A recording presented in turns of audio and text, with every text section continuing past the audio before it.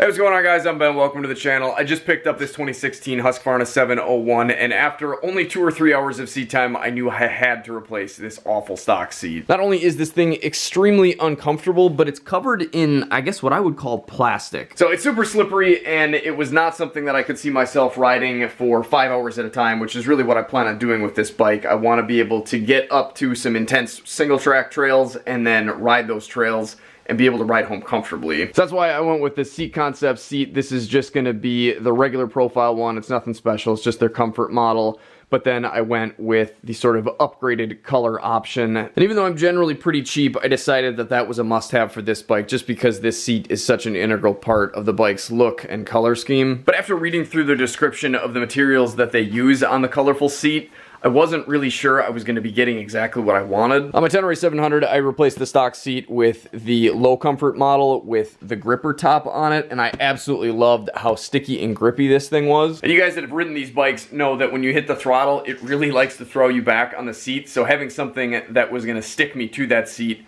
was extremely necessary. And what Seat Concept says about this material, I think is fairly accurate. It's nowhere near as aggressive as the gripper top seat, but it definitely does still have like a little bit of kind of a soft sandpapery feel to it.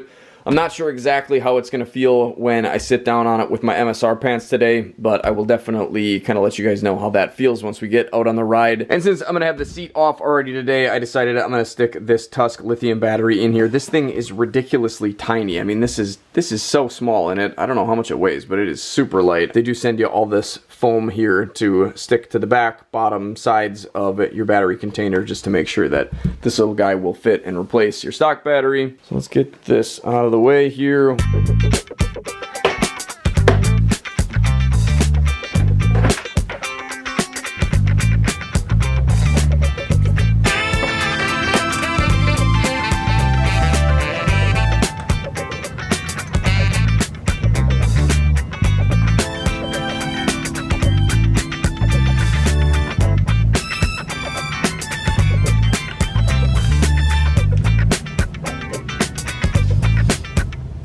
Oh yeah, that is substantially larger and definitely quite a bit heavier. 5.5 pounds.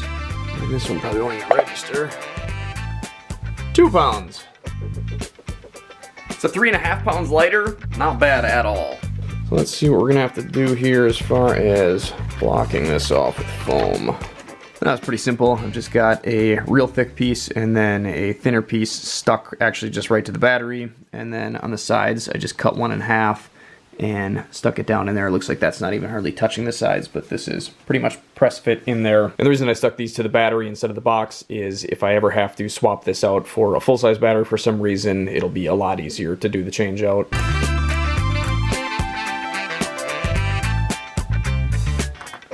Seems like these actually need to be snugged down a bit too.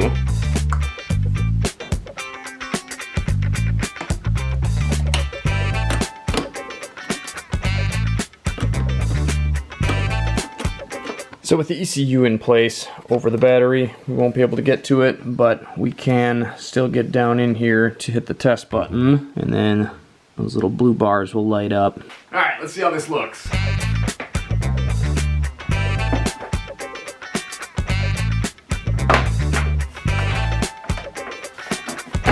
A little bit difficult going on the first time. The Tenere 700 was the same way. After it's on the bike for a while and it has a chance to sort of fit itself to the bike, then it'll be a lot easier to remove and put back on. I guess that old seat was pretty dingy looking, but I've got to say I'm impressed how nice this new one looks on here. That really makes the bike look a lot newer. I'm sure my plastics could probably use a good cleaning, but that seat sure does look good on there. I'm definitely glad that I did not go with the black.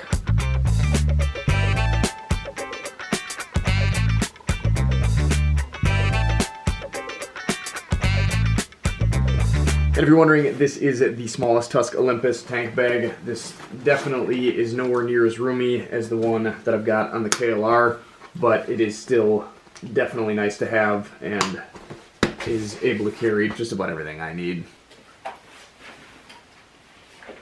Feels like maybe it is just a tad wider, but that's probably just because things haven't sort of packed out yet. That is a huge difference just right out of the box, and these actually do take at least a couple miles to break in, but initially this thing feels so much better. I am definitely glad that I decided to do this. So I didn't really notice this until I compared it to the old one, but as you can see, the seat concept seat is much wider pretty much throughout the whole thing. I guess maybe up front it sort of tapers down a little bit. Like I said, that will probably pack in a little bit, so it'll make it a little bit easier to get my feet to the ground. But obviously having the much wider seat compared to this 2x4 is going to be much more comfortable once your feet are up on the pegs and you're cruising. But of course we still need to take it out for a test ride, so I'm going to get geared up, we'll hit the road and see how this feels after a couple hours.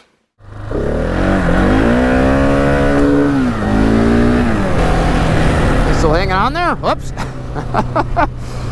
So you guys will have to imagine that it's a nice, bright, clear, blue sky, sunny day, because the first time that I went out and filmed this, that's what the weather was like, and now we've got a snowstorm on the horizon here that is supposed to drop anywhere from 4 to 7 inches of wet, heavy snow on my nice, clean roads here. So, figured I should get out and get this filmed. I went to edit the last one and realized there was no audio. So, we'll just go through all it again. I like riding motorcycles, so it's not really a problem. I have put maybe about 2 hours on this seat so far. Not quite as much time as I would like to, but like I mentioned earlier, it's got to break in anyways, so it's not like I'm really going to be able to give you a long-term review until I really get some good rides on it. Hey, ducks, sorry, I'm just passing through. There's geese down there too. So we will, that was terrible. We will definitely get some more seat time on this, and I will let you know once that happens and once I can get some good rides in, once it's broke in, that sort of thing. This is really just going to be kind of first impressions, and I've got to say, my very first impression sitting out in the basement there was pretty much what I'm experiencing now. It's so nice. I am so happy that I decided to go with this seat. Really like the color scheme. That's all well and good, but as far as the actual seat performance sitting on this thing, even being not broken in, this thing is so much more comfy.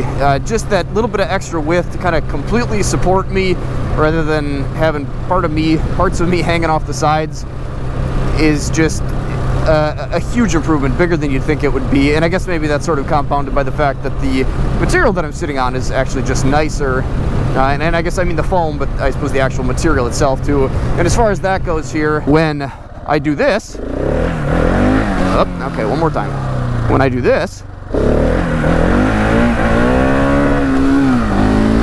I'm not sliding way to the back of the seat. I'm just kind of barely hanging on with my knees. And I mean, it honestly, it feels great. I don't think that I would need it to be any grippier. So kind of sliding side to side is fairly easy. And I mean, honestly, that's probably what you want. Somebody was doing donuts on a motorcycle, and I promise it was not me. I noticed that in the last video too. I don't know what that's about. I guess I'm not the only one out in, I guess it's the end of March now. It should be motorcycle season, but not the only one that's out with still dirt and salt on the roads and plenty of snow in the field. Somebody else is getting out here and enjoying the roads and their motorcycle too, which is good to see. I used to always wait until there was at least a good rainfall to kind of wash everything off the roads, but now I figure it's more important that I get out and get the videos put out. If you guys are wondering how I stay warm on rides like this, and I'm actually quite warm today. I think I'm actually going to turn my heated grips down here. I've got a list for all of my internal and external gear that is helping keep me warm down in the description. If you guys are wondering why I went with the little bit more spendy option of the complete seat rather than stapling a new cover and foam pad to my old seat pan, I basically am somewhat just too lazy to do it, but also I know that I would spend way too much time on it and be way too obsessed with getting it absolutely perfect, and then I would beat myself up for weeks afterwards if I screwed anything up, which I'm sure I would find something to to nitpick. So for me, it's just easier to just spend the extra coin and just get the whole seat. Then I guess at least I've got my other seat if I ever need that for whatever reason, whether I go to sell the bike without it or just give it to I'll probably just end up giving it to whoever I sell the bike to eventually down the road. But anyway, for me, that's just what I've always done. That's what works good for me. If you guys want to save the couple bucks, it probably is worth it to do it yourself. You just need the staple gun to do it and the patience, I guess. It does, I guess like I showed earlier, keep me a little bit farther away from the ground. I can get 1 foot all the way down pretty easy just by kind of shifting off to the side a little bit.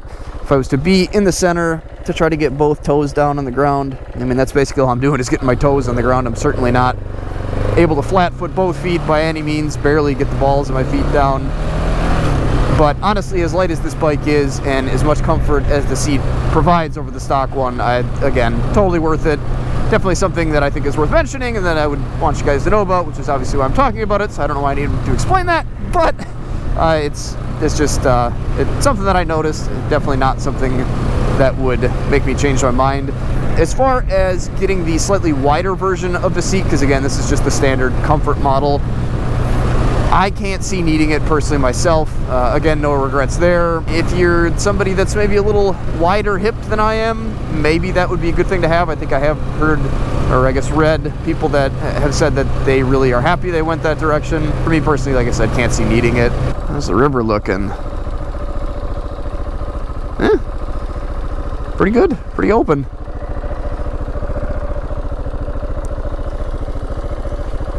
Almost time to get the kayak out. How many of you guys put an aftermarket seat like this on every single motorcycle you own? I have never been that type of person. Seats are always one thing that I thought were, you bought a bike with it and you just used it and you got what you got, and it was silly to spend $200, $300, $400 on an aftermarket seat. Now that I've kind of gotten into doing it, I think I'm gonna have kind of a hard time not doing it. And like the KLR 650 seat, that one is definitely on the squishy side. It seems like it would be more comfortable because you think, you know, nice soft place to sit would be great, but having that extra firmness and having the support when you need it is really important, and it definitely is something that I have kind of grown accustomed to, and I think I'm going to have a hard time not buying one of these seats for the KLR. I'd actually planned on it, then sort of just bought this bike out of the blue, and like I said, after the first ride of this one